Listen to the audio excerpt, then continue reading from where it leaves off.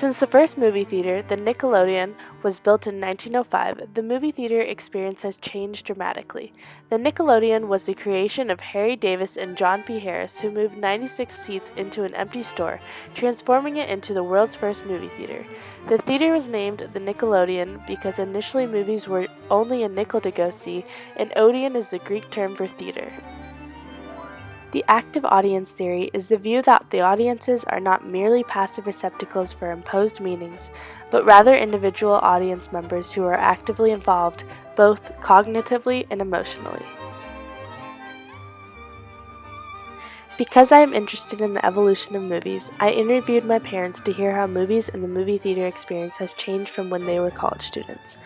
I am interested in hearing how they believe movies have evolved and how they might have impacted their lives as active audience members.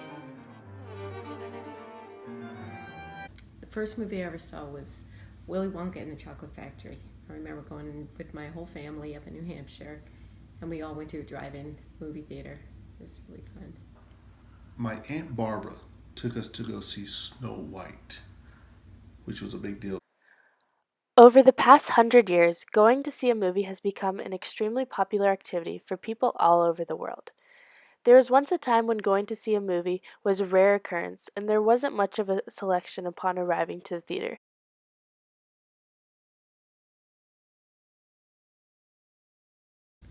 It was probably more of a big deal because we had to drive further.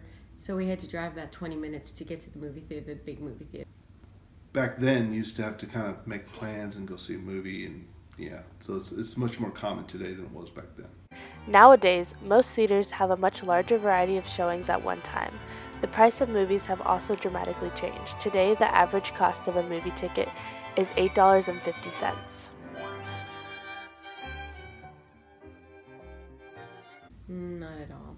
We didn't really go hardly at all. It's funny because we didn't really go to movies that much when we were together, but one of the things that happened was my buddy Dan had a Betavision, which is non-existent anymore, but we used to rent movies or buy movies that were like Top Gun and Johnny Dangerously. These were comedies.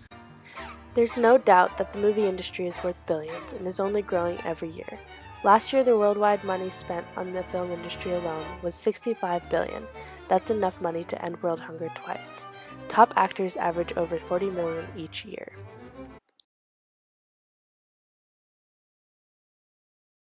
Well, I think the movies used to be more based on a story. So the idea of the story behind the movie was what you wanted to go to. Now it's about the special effects, the noise, the violence, really emotional, much more emotionally fixed now than what used to be. Back then, you would if you had a curse word, it was kind of a big deal. I remember even like before I was even kind of into the movies, like Gone with the Wind, when they said, "Frankly, my dear, I don't give a damn," was such a big issue. But now, the F word is just thrown out there every other word. The social learning theory suggests a link between the mass media and human behavior. Movies are a form of mass media and can have an impact on the behavior of viewers. Repeated graphically violent scenes lead to desensitization.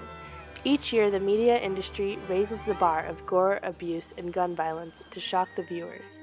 As violence becomes more common, children become more aggressive and desensitized to the images that they see.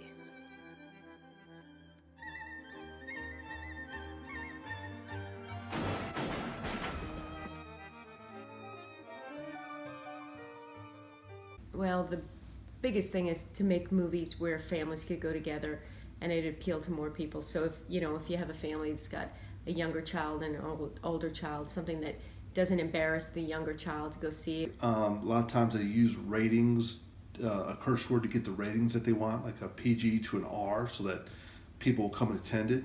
But there's so many movies out there that really don't need those words that they use today.